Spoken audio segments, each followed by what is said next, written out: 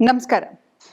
ಇವತ್ತು ನಾನು ಯಾವ ಟಾಪಿಕ್ ಬಗ್ಗೆ ಮಾತಾಡ್ತಾ ಇದ್ದೀನಪ್ಪ ಅಂತ ಹೇಳಿದ್ರೆ, ಎಷ್ಟೋ ಸತಿ ನಾವು ಅನ್ಕೋತಾ ಇರ್ತೀವಿ, ನಮ್ಮ ಜೀವನದಲ್ಲಿ ಎಲ್ಲನೂ ಇದೆ. ಆದರೆ ನನ್ನನ್ನು ಪ್ರೀತಿ ಮಾಡೋ ಒಂದು ಜೀವ ಇಲ್ಲ. ಮೊದಲಿಂದ ನಾನು ರಿಲೇಶನ್‌ಶಿಪ್ಪಲ್ಲಿ ತುಂಬ ದುರಾದೃಷ್ಟವಂತೆ ಅಥವಾ ದುರಾದೃಷ್ಟವಂತ. ನನಗೆ ಸರಿಯಾದ ಸಂಗಾತಿ ಸಿಗ್ತಾ ಇಲ್ಲ. ಯಾಕೆ ಹೀಗಾಗ್ತಾ ಇದೆ? ನನಗೆ ಯಾಕೆ ಈ ಒಂಟಿತನ ಕಾಡ್ತಾ ಇದೆ?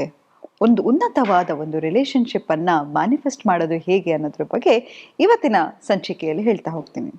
ನೋಡಿ, ನಾವು ಏನು ಆಗಿರ್ತೀವೋ ಅದು ನಮ್ಮ ಜೀವನದಲ್ಲಿ ನಾವು ಅಟ್ರಾಕ್ಟ್ ಮಾಡ್ತಾ ಹೋಗ್ತೀವಂತೆ.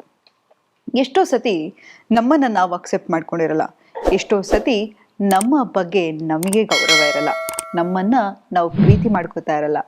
ಎಷ್ಟೋ ಸತಿ ನಾವು ನಮ್ಮ ಬಗ್ಗೆ ಎಷ್ಟು ನಕಾರಾತ್ಮಕ ಆಲೋಚನೆಗಳನ್ನು ಮಾಡ್ತಿರ್ತೀವಿ, ಕೆಟ್ಟದಾಗಿ ಮಾತಾಡ್ಕೋತಾ ಇರ್ತೀವಿ, ನೆಗೆಟಿವ್ ಸೆಲ್ಫ್ ಟಾಕ್ ಮಾಡ್ತಿರ್ತೀವಿ, ಅಥವಾ ಕೆಲವು ಸತಿ ಆತ್ಮವಿಶ್ವಾಸ ಆತ್ಮಸ್ಥೈರ್ಯ ಇಲ್ಲದೆ ನಾವು ಜೀವನವನ್ನು ನಡೆಸ್ತಾ ಇರ್ತೀವಿ. ಆಗ ಖಂಡಿತವಾಗ್ಲೂ ನಮ್ಮ ಜೀವನದಲ್ಲಿ ಫೇಲ್ಯೂರ್ಸ್ ಸತತವಾಗಿ ಬರ್ತಾನೆ ಇರುತ್ತೆ. ಆದರೆ ಅದನ್ನು ಶಿಫ್ಟ್ ಮಾಡಲಿಕ್ಕೆ, ಅದನ್ನು ಚೇಂಜ್ ಮಾಡಲಿಕ್ಕೆ ಒಂದೇ ಒಂದು ಬೇಕಾಗಿರೋದು ಏನಪ್ಪ ಅಂತ ಹೇಳಿದ್ರೆ, ಸಕಾರಾತ್ಮಕ ಆಲೋಚನೆ, ಪಾಸಿಟಿವ್ ಥಿಂಕಿಂಗ್, ಮನಸ್ಥಿತಿ. ಯಾವಾಗ ನಮ್ಮ ಮನಸ್ಥಿತಿಯನ್ನು ನಾವು ಬದಲಾಯಿಸ್ತಾ ಹೋಗ್ತೀವೋ, ನಾವು ಏನನ್ನು ಹೇಗೆ ನೋಡ್ತೀವೋ ಅದನ್ನೆಲ್ಲವನ್ನು ಬದಲಾವಣೆ ಮಾಡ್ತಾ ಹೋಗ್ತೀವೋ, ನಮ್ಮ ಜೀವನದಲ್ಲಿ ಬದಲಾವಣೆ ಆಗ್ತಾ ಹೋಗುತ್ತೆ. ಒಂದು ಉನ್ನತವಾದ ಒಂದು ಸಂಬಂಧವನ್ನು ಅಟ್ರಾಕ್ಟ್ ಮಾಡಬೇಕಾದ್ರೆ ಮೊದಲನೇದಾಗಿ ಸೆಲ್ಫ್ ಲವ್ ಇಂದ ಶುರು ಮಾಡಿ.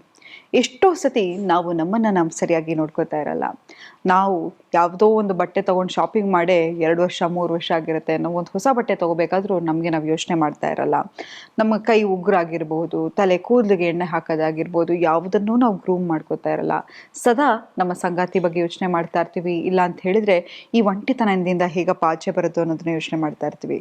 ನೋಡಿ, ಯಾವಾಗಲೂ ಅಷ್ಟೇ, ನಾವು ಯಾವಾಗಾದ್ರೂ ತುಂಬ ಹಸುವಾಗಿದ್ದಾಗ ನೀವು ಯಾವ್ದಾದ್ರು ಒಂದು ಗ್ರಾಸರಿ ಸ್ಟೋರಿಗೆ ಹೋದಾಗ ಏನು ಸಾಮಾನುಗಳು ಬೇಡವೋ ಅದನ್ನೆಲ್ಲ ತೊಗೊಂಡ್ಬಿಡ್ತೀವಿ.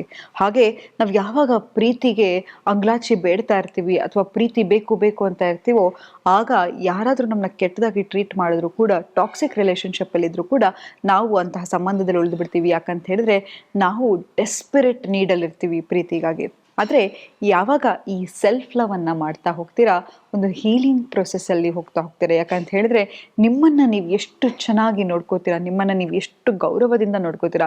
ಸೆಲ್ಫ್ ಲವ್ ಅಂತ ಹೇಳಿದ್ರೆ ಬರೀ ನಿಮ್ಮನ್ನು ನೋಡ್ಕೊಳ್ಳೋದಂತಲ್ಲ, ನೀವು ಬೌಂಡ್ರೀಸ್ ಹಾಕೋದಾಗಿರ್ಬೋದು, ಯಾರಾದರೂ ನಿಮ್ಮನ್ನು ಅವಾಚ್ಯ ಶಬ್ದಗಳಲ್ಲಿ ಮಾತಾಡಿದ ತಕ್ಷಣ ಅಂತಹದ್ದು ಎಂಥದೇ ಸಂಬಂಧ ಇದ್ರೂ ಅದನ್ನು ಕಟ್ ಮಾಡೋದಾಗಿರ್ಬೋದು, ಅಥವಾ ಯಾರು ಅಗೌರವದಿಂದ ನಿಮ್ಮನ್ನು ನೋಡ್ಸ್ಕೊತಾ ಇರ್ತಾರೆ ಅವರಿಂದ ದೂರ ಉಳಿಯೋದಾಗಿರ್ಬೋದು, ಅಥವಾ ಯಾರೋ ಬರೀ ನಿಮ್ಮನ್ನು ಉಪಯೋಗಿಸ್ಕೋತಾ ಇರ್ತಾರೆ, ಏನಾದರೂ ನಿಮ್ಮಿಂದ ಬೇಕಾದರೆ ಮಾತ್ರ ಅಂಥದ್ದನ್ನು ತಗೊಳ್ತಾ ಇರ್ತಾರೆ, ಅಂತಹ ಒಂದು ಸಂಬಂಧ ಆಗಿರ್ಬೋದು.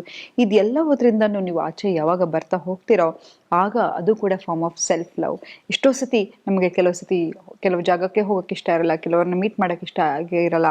ಆದರೂ ಒಂದು ಬಲವಂತಕ್ಕೆ ಯಾರು ಏನು ಅನ್ಕೊಂಡ್ಬಿಡ್ತಾರೋ ಅಥವಾ ಏನು ಅನ್ಕೋತಾರೋ, ಅಥವಾ ಸಮಾಜ ನನ್ನ ಬಗ್ಗೆ ಏನು ಸಮಾಜ ನನ್ನ ಬಗ್ಗೆ ಏನು ಅನ್ಕೊಳ್ಳುತ್ತೋ ಅನ್ನೋ ಉದ್ದೇಶಕ್ಕಾಗಿ ಕೆಲವು ವಿಷಯಗಳನ್ನು ಇಷ್ಟ ಇಲ್ಲದೇ ಇದ್ರೂ, ಆಸಕ್ತಿ ಇಲ್ಲದಿದ್ರೂ ಕೂಡ ನಾವು ಮಾಡ್ತಾ ಇರ್ತೀವಿ. ಅದೆಲ್ಲವೂ ಸೆಲ್ಫ್ ಲವ್ ಅಲ್ಲ. ಸೆಲ್ಫ್ ಲವ್ ಅಂತ ಹೇಳಿದ್ರೆ ನಿಮ್ಮನ್ನು ನೀವು ಚೆನ್ನಾಗಿ ನೋಡ್ಕೊಳ್ಳೋದು, ನಿಮ್ಮ ಬೌಂಡ್ರೀಸನ್ನು ನೋಡ್ಕೊಳ್ಳೋದು, ನಿಮ್ಮ ಸೆಲ್ಫ್ ರೆಸ್ಪೆಕ್ಟನ್ನು ಎತ್ತಿಟ್ಕೊಳ್ಳೋದು, ನಿಮಗಾಗಿ ನೀವು ಬದುಕೋದಾಗಿರ್ಬೋದು, ಕಾನ್ಫಿಡೆನ್ಸಿಂದ ಇರೋದಾಗಿರ್ಬೋದು, ನಿಮಗೆ ನೀವು ಐ ಲವ್ ಯು ಹೇಳ್ಕೊಳ್ಳೋದಾಗಿರ್ಬೋದು, ನಿಮಗೆ ಇಷ್ಟವಾದ ಒಂದು ಅಡುಗೆ ಮಾಡ್ಕೊಳ್ಳೋದಾಗಿರ್ಬೋದು, ನಿಮಗೆ ಇಷ್ಟ ಆಗಿರ್ತಕ್ಕಂತಹ ಒಂದು ಮೂವಿ ನೋಡೋದಾಗಿರ್ಬೋದು, ಅಥವಾ ನಿಮ್ಮನ್ನು ಯಾವಾಗಲೂ ಸಂತೋಷವಾಗಿ ನೀವು ಯಾವಾಗ ಇಟ್ಕೊಳ್ತೀರೋ ಆಗ ಅಂಥದೇ ಒಂದು ವ್ಯಕ್ತಿಯನ್ನು ನೀವು ಅಟ್ರಾಕ್ಟ್ ಮಾಡ್ತಾ ಹೋಗ್ತೀರಾ. ಒಂದು ಒಳ್ಳೆಯ ಸಂಬಂಧ ಅಂತ ಹೇಳಿದ್ರೆ ಅಲ್ಲಿ ಬೆಳವಣಿಗೆ ಇರಬೇಕು. ಅದು ಬಿಟ್ಬಿಟ್ಟು ನೀನು ನನ್ನ ರೀತಿಲಿ ನಡ್ಕೋ, ನೀನು ನನ್ನ ರೀತಿ ಮಾಡು ಅಂತ ಹೇಳಿದ್ರೆ ಅದು ಒಳ್ಳೆ ರಿಲೇಶನ್ಶಿಪ್ ಅಲ್ಲ, ಅದು ಟಾಕ್ಸಿಕ್ ರಿಲೇಶನ್ಶಿಪ್. ಹಾಗಾಗಿ ನೀವು ಯಾವಾಗ ಬೆಳೀತಾ ಹೋಗ್ತಿರೋ ಅಂತಹ ಒಂದು ವೈಬ್ರೇಷನಲ್ಲಿ ಇರ್ತೀರಾ, ಅಂತಹ ಒಂದು ವ್ಯಕ್ತಿ ನಿಮ್ಮ ಜೀವನದಲ್ಲಿ ಬರ್ತಾ ಹೋಗ್ತಾರೆ. ನಿಮ್ಮ ಮನಸ್ಥಿತಿಯನ್ನು ಅರ್ಥ ಮಾಡ್ಕೊಳ್ಳೋರು ಬರ್ತಾರೆ, ನಿಮ್ಮ ಬೆಳವಣಿಗೆಯನ್ನು ಸೆಲೆಬ್ರೇಟ್ ಮಾಡೋರು ಬರ್ತಾರೆ. ನೀವು ಹೇಗಿರ್ತೀರ ನೋಡಿ, ಹಾಗಿದ್ರೆ ನೋಡಿ ನಾವು ಅನ್ಕೋತೀವಿ ನಾನು ನೋಡೋಕೆ ಚೆನ್ನಾಗಿಲ್ಲ ಅದಕ್ಕೆ ನನಗೆ ಪಾರ್ಟ್ನರ್ ಸಿಗ್ತಾ ಇಲ್ಲ, ನನಗೆ ದುಡ್ಡಿಲ್ಲ ಅದಕ್ಕೆ ಪಾರ್ಟ್ನರ್ ಸಿಗ್ತಾ ಇಲ್ಲ ಅಂತ. ಖಂಡಿತ ಸುಳ್ಳು. ಪ್ರೀತಿ ಅನ್ನೋದೊಂದು ಹೈಯೆಸ್ಟ್ ವೈಬ್ರೇಷನ್. ಮನಿ ಒಂದು ವೈಬ್ರೇಷನ್, ಆದರೆ ಪ್ರೀತಿ ಕೂಡ ಒಂದು ವೈಬ್ರೇಷನ್. ನಾವು ಯಾವಾಗ ಆ ಎನರ್ಜಿಯಲ್ಲಿ ಇರ್ತೀವಿ, ಖಂಡಿತವಾಗ್ಲೂ ಬರೀ ನಿಮ್ಮ ಸಂಗಾತಿ ಒಬ್ಬರೇ ಅಲ್ಲ, ಎಲ್ಲರೂ ನಿಮ್ಮನ್ನು ಮ್ಯಾಗ್ನೆಟ್ ರೀತಿ ಹಚ್ಕೊಳ್ಳಿಕ್ಕೆ ಶುರು ಮಾಡ್ತಾರೆ. ಎಲ್ಲವೂ ನಿಮ್ಮ ಮೈಂಡ್ ಸೆಟ್ಟಿಂದ ಶುರು ಆಗುತ್ತೆ. ನೋಡಿ, ಯಾವಾಗಲೂ ಅಷ್ಟೇ ನಿಮ್ಮನ್ನು ನೀವು ಗೌರವದಿಂದ ನೋಡ್ಕೊಳ್ಳಿ, ನಿಮ್ಮನ್ನು ನೀವು ಪ್ರೀತಿಯಿಂದ ನೋಡ್ಕೊಳ್ಳಿ. ವರ್ಕೌಟ್ ಮಾಡೋದಾಗಿರ್ಬೋದು, ಬರೀ ಸೆಲ್ಫ್ ಲವ್ ಅಂದರೆ ಫಿಸಿಕಲ್ ಅಲ್ಲ. ನೋಡಿ, ನನ್ನ ದೇಹಕ್ಕೆ ಏನನ್ನು ತಿಂತೀನಿ ಕೂಡ ಅದು ಕೂಡ ಒಂದು ಫಾರ್ಮ್ ಆಫ್ ಸೆಲ್ಫ್ ರೆಸ್ಪೆಕ್ಟ್. ನೋಡಿ, ಎಂತಹ ಆಗರ್ಭ ಶ್ರೀಮಂತ ಕೂಡ ಫಿಟ್ನೆಸ್ಸನ್ನು ಕೊಂಡ್ಕೊಳ್ಳಿಕ್ಕೆ ಸಾಧ್ಯನೇ ಇಲ್ಲ ಅಲ್ವಾ?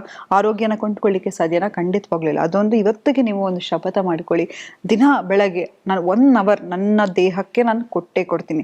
1 ಅವರ್ ಆಗಲಿಲ್ಲ ಅಂತ ಹೇಳಿದ್ರು ಕಡೇ ಪಕ್ಷ 45 ನಿಮಿಷ ನಾನೊಂದು ವಾಕ್ ಆದರೂ ಮಾಡ್ತೀನಿ, 15 ನಿಮಿಷ ನಾನು ಮೆಡಿಟೇಷನ್ ಮಾಡ್ತೀನಿ. ನನ್ನ ದೇಹಕ್ಕೆ, ನನ್ನ ಮೈಂಡಿಗೆ ಯಾರು ಏನೇ ಮಾಡಿದ್ರು 24 ಗಂಟೆಲಿ 1 ಗಂಟೆ ನನಗೆ ನಾನು ಇಡ್ತೀನಿ ಅಂತ ಒಂದು ಶಪಥ ಮಾಡ್ಕೊಳ್ಳಿ, ಒಂದು ಸಂಕಲ್ಪ ಮಾಡ್ಕೊಳ್ಳಿ. ಖಂಡಿತವಾಗ್ಲೂ 6 ತಿಂಗಳ ಜೀವನ ಚೇಂಜ್ ಆಗಲಿಲ್ಲ ಅಂತ ಹೇಳಿದ್ರೆ ನೀವೇ ನೋಡಿ. ಸೊ ಹಾಗಾಗಿ ಒಂದು ಸಣ್ಣ ಸಂಕಲ್ಪ, ಒಂದು ಸಣ್ಣ ನಿರ್ಧಾರ ನಿಮ್ಮ ಇಡೀ ಜೀವನವನ್ನು ಬದಲಾಯಿಸುತ್ತೆ ಅಂತ ಹೇಳ್ತಾ ಇವತ್ತಿನ ಸಂಚಿಕೆಯನ್ನು ನಾನು ಮುಕ್ತಾಯಗೊಳಿಸ್ತೀನಿ. ಧನ್ಯವಾದಗಳು.